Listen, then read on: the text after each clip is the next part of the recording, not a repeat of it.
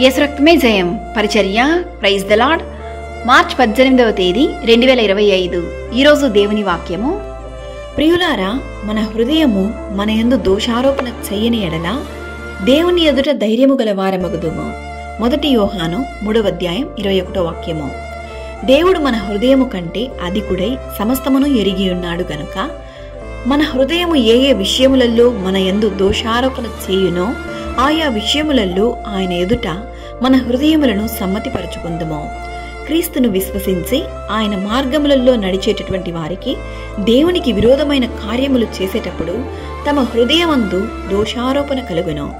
ఎవరు చూడలేదని పాపము చేయుటకు తృణీకరించే వారందరినీ దేవుడి దినాన ఈ వాక్యం ద్వారా హెచ్చరిస్తున్నాడు.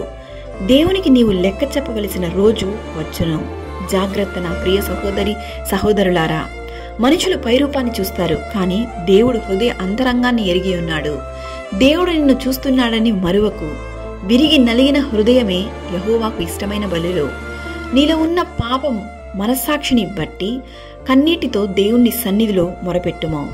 మనమైన ఆజ్ఞలను గైకొనొచ్చు ఆయన దృష్టికి ఇష్టమైనవి చేయుచున్నాము గనుక మనమేమి అడిగినను అది ఆయన వలన మనకు దొరుకును. ప్రభు అయిన యేసుక్రీస్తు కృప మనందరికీ తోడైండును గాక. ఆమేన్. God bless you.